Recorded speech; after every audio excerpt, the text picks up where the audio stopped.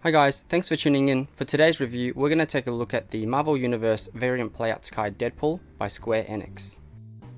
And here are the accessories that Deadpool comes with. He comes with a pair of his swords that have been stylized with a little extra blade at the guard of the swords. But they're fairly nicely painted. The blade is all black though, but the handle looks quite nice. And he comes with his big gun, which is again very nicely painted, very sharp detailing on the body, nicely distressed with silver weathering, and you can see the barrel of the gun also has paint application in there, so that's really nice. And he comes with 2 extra heads. So this is the wise-eyed open head, very nicely sculpted, and this is the one side squinting head, very nicely sculpted. And the other one that he comes with, that's already on the figure, is sort of like a both sides squinting head, which is quite nice as well. And he comes with these little throwing knives, but they're still on the sprue, so I don't think I'm going to bother taking these off because I might just end up losing them anyway. And they are supposed to replicate these little weapons that he's got on his body, but these are of course not removable. And he comes with a little dagger, very nicely designed, very nicely stylized. Again, the blade is black and the handle has been painted a gunmetal, just on the 2 sides, not the top and bottom. But it's still a nice little accessory. And with the hands, he comes with a right hand that you can actually use to grab these little daggers or throwing knives. And you only get one side for this hand. He gets a pair of thumbs up hands,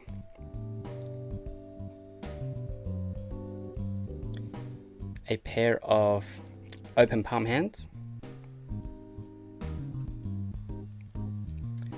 a pair of sword holding hands,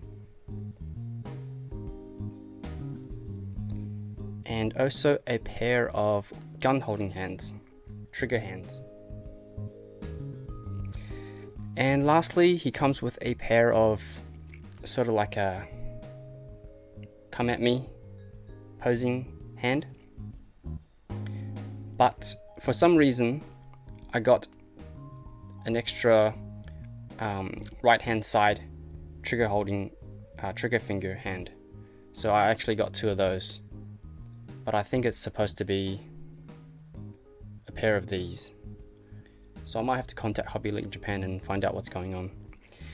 And lastly, he comes with a display stand, which you have to put together. I won't show you how to do that in the video because I think it's pretty straightforward. And here's the completed display stand. So you can put it on 2 positions on the base, here on the back or in the middle. And it comes with 2 different size claws. One is I think for going around the waist, the other maybe around the legs or the arms. And they just pop onto the stand like this. And you can put Deadpool in here to do some jumping poses, or just to stop it from falling over on the shelf. And it holds it pretty well. And it also comes with a little tool that you can use to tighten up these joints if they ever become loose. And you can also adjust the height of the stand. So there's some hexagonal pegs that you can peg into on the side from this low to all the way up here.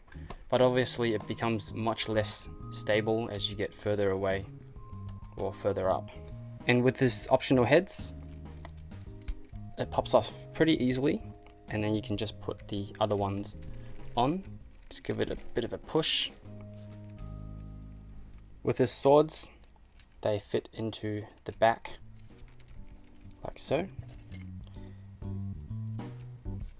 And they fit in there pretty nicely, so they're not gonna fall out, so that's good. And for his dagger, there's a little compartment down here beside his left feet, and I think that it goes in this way. It sits in there very nicely as well, and it's not gonna fall out. And to hold the gun, I would probably put the gun into the hand first. It is a little bit tight, but you can kind of stretch these fingers out, and then just a matter of pulling the hand off and putting this one on. And it's pretty tight in there, it's not going to fall off very easily, so that's really good. And now for a closer look at the design of this guy. I think he looks really good, even from my initial reactions to this guy. Not usually a Playarts Kai collector, but this guy really caught my eye. So let's start from the top. Face is very nicely sculpted. It's even got that little hood area, so that's cool. There's some really nice distressing going on here with silver dry brushing. And then coming down to his body, you can see it's very highly detailed with the armor parts. And what I like about this in particular is that you can still see the difference between the armored part, which is glossy candy apple red, and the cloth part, which is kind of matte and a very dark or darker shade of red. So he's not all glossy and shiny, which is good. I like that contrast. Very nice armor detail on the arms. These flaps here on the side, on his shoulders, they're soft rubber, so they move out of the way for posing. And just have a look at his armor, very nicely distressed, very well painted. Then coming down to his belt, nice detail there with heaps of pouches, and he's even got some grenades on his back. Nice fabric stretch mark here across his butt and also on his back, so it gives it that added level of realism, which is really good. And then have a look at his legs. Nice armored detail there.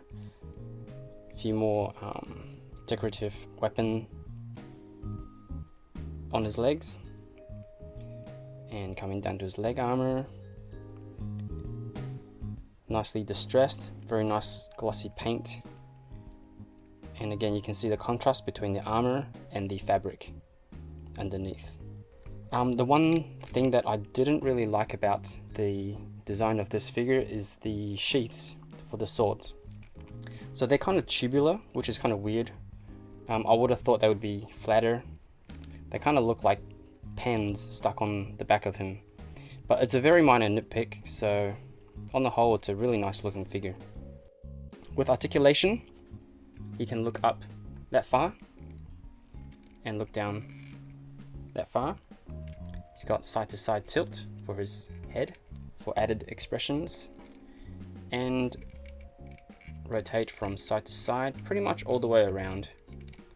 But you gotta want to make sure that the neck comes back centered. And for his shoulders, he can lift up his arms that far up, which is really good. And you can see the soft armor pieces moving out of the way. Goes all the way around and then down that far. He's got bicep swivels, which is nicely hidden in the sculpt. Double jointed ratchet elbow joints, so he can do much more than 90 degrees, which is really good to see. And he can also rotate here, which is good. Pin and hinge for the wrist, so all the way around, in, out, and you can also rotate these around. So very good range there. For his abs, he can crunch forward that much and back that much. So much more backwards than forwards, but that's okay. He can also bend his body from side to side.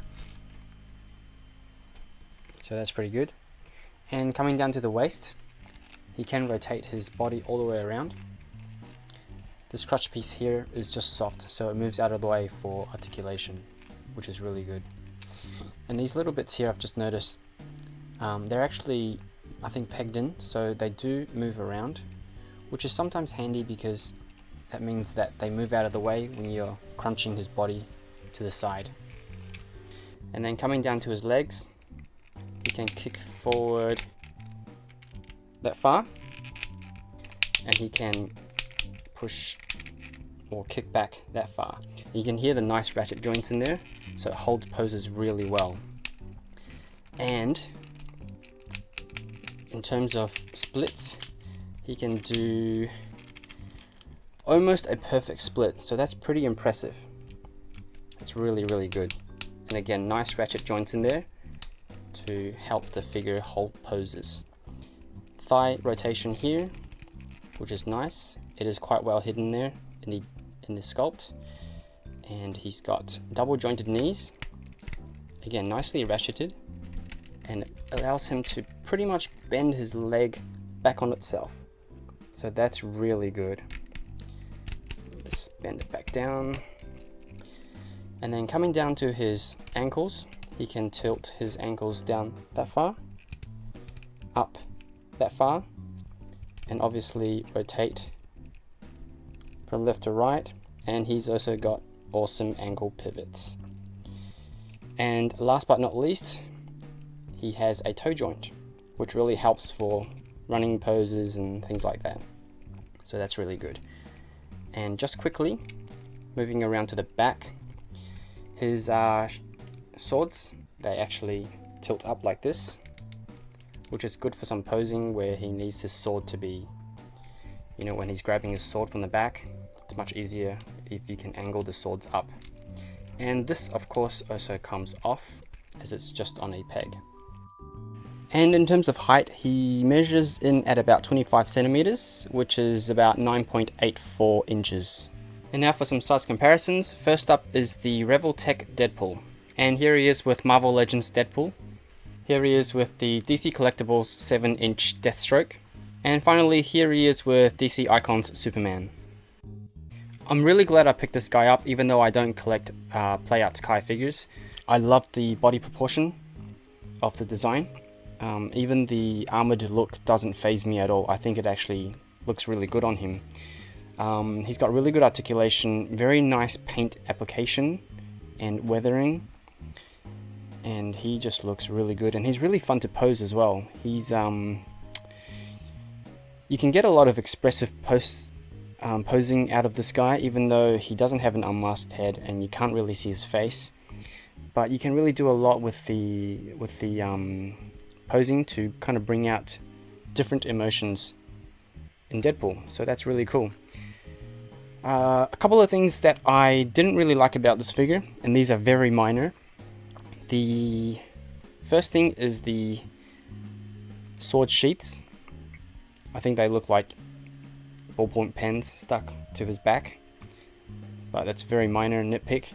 And the other thing is, I wish he was a 6-inch figure, because I mainly collect 6-inch figures like Marvel Legends and SH Figure Arts and things like that, so I really wish they would have made this guy 6-inch. He would have been bloody perfect. And that concludes my review of the Playarts Kai Deadpool. I hope you guys enjoyed the video. If you did, please give it a thumbs up, and don't forget to subscribe, and I'll see you guys next time for another toy review.